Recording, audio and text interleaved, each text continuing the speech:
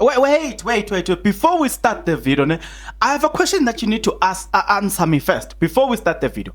Okay, so according to Sejan Matebula, he got into the stand and then he was asked a lot of questions. But something that stood out, which I think you need to answer me here is, so they arrived at the Khumalo place and they were told that people that can explain to you all of the things that happen in this place are at the hospital. So they drove to the hospital. Mind you, the hospital is only 6 kilometers away, right? So they arrived at the hospital. Just as they entered the gate, they saw a BMW approaching the gate. It means that the BMW was exiting. No problem. The BMW stopped them and asked them that, are they here because of the Senzo Meyiwa case and all the stuff? And they say yes.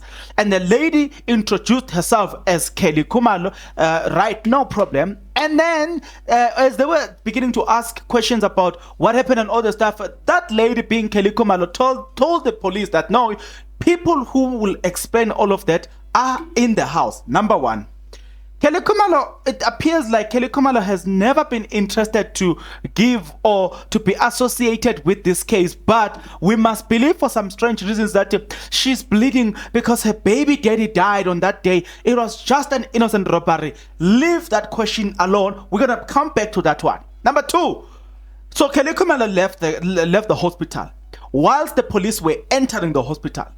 Right, so the police tells a story of them getting into the hospital, and you know what I'm saying, doing a lot of things in the hospital, such as seeing Senzo Meyiwa, calling the other police, living with Khumalo. They leave with only Khumalo. Came back to the Khumalos. Mind you, also, let me emphasize, it's just 6 kilometers apart, right? So they arrive at the Khumalo place. Now, upon their arrival, they were also questioned around the fact that who was already there, and they said that no, look, the Khumalo children were not there.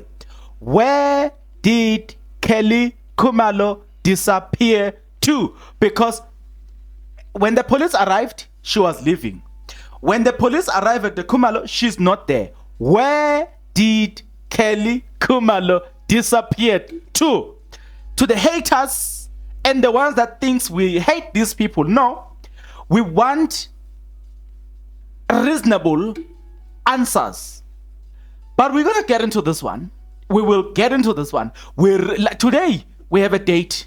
But before we start our date, are you interested to know more about all of this? Then please stick around. As you stick around, there's only one favor that I'm requesting from you guys, and that favor is that you subscribe, you like the video, and you do comment in the comment section below. Why do you need to do all of these nice things, good people? You need to do it because doing it does help out a lot when it comes to the YouTube algorithm to promote and spread this video to as many people as possible. So definitely, good people, the power here is in your hands. Please exercise that power in favor of this video. Speaking about exercising that power in favor of this video, you need to watch this video till the end. That is you exercising that power. You need to like the video. We need to get this video to 1,000 subscribers. You need, guys, to comment. You know what I'm saying? All of that, guys, it just tells you that the power here is in your hands. We are gonna get to 20,000 subscribers before the end of August. I'm telling you that. And guys, I can officially confirm that I know we are officially called the tribe, right? I'm going to explain later on the word tribe because I need to emphasize why the tribe, right? Guys, I love the word the intruders, but also, you know, I was just fishing around and I kept also through the name, the tribe, and then I put a vote. Out of 146 participants in those votes, 72% said that they like the tribe, while 28% says they like the intruders. So I have no choice. My first preference would have been the intruders. That's why I started with the intruder and then, you know, the tribe. But nevertheless, people won at the end of the day. So from now onward, we will be called the tribe. Thank you very much. Welcome to the tribe. This is Bongani Masugu, and this channel is called SA Infotainment News. Now, today there was a man called Matebula, and then he tells us that on the 26th of October 2014, he was on duty. Yes, and they were busy doing what the police are doing, arresting people. At the time of them receiving that call, they were busy busy arresting people, and then also confirm that he knows look at the previous witness being Umthethwa, and he tells the story of them clocking at 6 o'clock, and then after 6 o'clock at 20:53 they receive a call that they were shooting at Kutranong Street Mzamo section. And then yes bona, and then look, so they just went there with a police marked vehicle. Yes, they were also dressed in a uniform. So now here's the funny part. Hey, please remind me. I must remember to give you the picture. So upon their arrival, one of a community member pointed at the park and said, "These intruders, these people just ran into the park. The park is not far, and the park is not that big." So look, there's a Google pictures that I came across, and I'm gonna show you there. So they just went into that park, and then they did what they were supposed to do. Then they found this girl. Look, upon their return, they get into the house. This is a similar story that was told by Sergeant Mthethwa as well. So Matebula continued there. They were met by Uncle Temba, who told them what to do and all the stuff. And then it was told that he closed and opened for us and blah blah blah. So yes, they came through the kitchen door. Those are the information that they were shared today. And then what did you see? Did you see the cans of alcohol? Yes, on the floor, look, on the dining room, we saw cans of alcohol. This information is important to note, that in the dining room, they only saw certain things, but there's something I heard today from Masia. Hey, it's gonna be interesting. I'm not gonna entertain it. I'm gonna resist the temptation to tell you what Masia said, but wow, he found some evidence there according to his pictures. If you check around picture number, because he was busy showing us today, he left it at picture number 111. Around picture 109, around there. I'm gonna take two types of alcohol that were found that this police did not see. So this is very much important to note, right? So that when we talk about the forensic Umosia, we'll get back to this one, right? So Matebula tells a story of almost a similar story of that was told by Sergeant Mthethwa. So I can't go into details and all the stuff, but this is the most important thing that I can now tell you, because Mthethwa did not tell us about this story. So he says that when we arrived at the hospital, at the entrance, I came across BMW SUV. Remember, this guy is the one who's driving Sergeant Matebula. He was driving with Sergeant Mthethwa. So Sergeant Matebula tells us that he came across at the entrance, he came across a BMW SUV black. Matebula then Kelly introduced herself and asked if we were there regarding the Senzo incident, and then we said yes.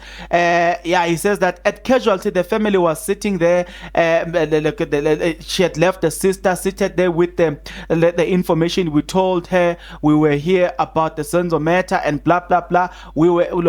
So now this is. Do you remember the introduction that I said? Kelly Khumalo told them to say, go and get information from certain people at casualty, right? So they proceeded to casualty, found the people there, get the information. Where did Kelly Khumalo left to? We want to know. She left and disappeared. Did you see that Kelly Khumalo has been disappearing in this thing? I will not be surprised if when Kelly Khumalo takes the stand and then she says she knows nothing, because it is clear that Kelly Khumalo has been moved. She has moved herself, and she has been moved by all the witnesses as far away as possible from the crime scene. They get there and they get told, okay, they got told the information and all the stuff. Now, so upon doing what was necessary to be done, I'm not gonna go through what Mteto said because certain information it's pretty much the same. But then I can maybe mention this because it is important. So he said that I called my colleagues so that we could rush back to the scene. We requested one person to go back with us to the house to the house from the hospital. And Teto says Khumalo volunteered to go back with us. Then we left the hospital. Now on our way back, Khumalo has been giving us the information as to what was happening and all the stuff. It is then look, okay, let me leave this one. Now another expose, according to according to Sergeant Mteto, Ntapseng lied and say, I came back with the police. It was me and Khumalo in the police vehicle. Mteto says, who's that? Matebula says, but even Mteto says, when I asked about Ntapseng, she says, who's that? Don't even know that lady. You know what I'm saying? We didn't travel with that lady. And Matebula says the same thing. Who's that? Don't even know who's that. So it means that Ntapseng lied. So if she lied about this, then how many things she lied about? That's the question. So right, so we get there, the door was open, and then they get there. Now, one of the most important thing, we check around the cartridge near the head. We found a bullet projectile. Okay, we're gonna get back to this one. Yeah, so they found nothing. We placed something in it indicate there's an exhibit and blah blah blah. Upon what they have already found, yeah, we're looking at all of that unnecessary information. I mean, we're just going through that scene and we're trying to see. What is this guy saying, and then we found that okay, his story there is more or less like similarities between what he said, what Matebula said versus what Mteto says. It's just that there are some additional information that we only got from Matebula. No problem. So no problem. Now came the time now of a cross-examination. I get Advocate Ramasipile, he said, you made two statements on this incident. Matebula says, yes. Okay. The last one was on the 15th of November 2018. Ramasipile, at the first instance, did you notice the blood in anywhere in the house? This is his response. We only saw blood when we came back to the second time. We only saw blood when we came back the second time. We gotta get back into this one. Did you for the first time cordon off the scene? Matebula says no. So they didn't cordon off the scene, meaning they didn't put that tape which says police scene, do not cross this. Do you know that tape? So they get there, they didn't do it. So if a certain person was able to get something like a blood and then tamper with the scene and spill the blood, they wouldn't say no because they never caught on that. Because once police caught on that, if you cross that, it's a crime on itself that you are now crossing a demarcated area by the police to say, do not cross this, and when you have crossed that. Ramasipile, what is stated is indicate that you saw blood on the first instance. That is contrast to your testimony. Matebula said, I saw blood on the second time. On the second time when we came back. There we go. The statement says, upon our arrival, the first time we saw blood. The reason that he changed the statement because he realized that if he can continue saying that he saw blood upon the first arrival, then that will mean he deliberately decided that he's gonna allow people to tamper with the crime scene. He knew that, but then again, you can't say this on your statement and then you go on and you say a different thing. That means, first of all, can we trust you? Clearly we can't. You know what I'm saying?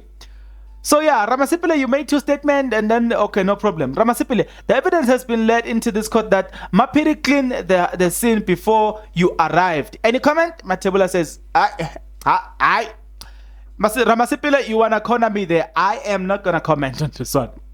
So then yeah, so we did such type of damage with look umthetho setshenziswa umthetho and blah blah blah. So yes, Mnisi said, nah, mina, I had no question. I think later on he asked a question. Advocate Khumalo says, no, mina, I have no question. And then our advocate, he took it over. But again, so upon our first should I say, the first cross-examination proved to us that there has been so much, there's been some inconsistency within a statement made by our police service, which is very sad, by the way. But nevertheless, it's okay. I'm looking at my notes here, checking if I've left something. Yeah. Now there's this thing that bothers me the most, right? They arrived there at the look when they were told, okay, when they were told that there was a shooting in progress. They meet this lady. This lady tells them that criminals went this direction. They didn't even ask their facial expression, what they were wearing, and all the stuff.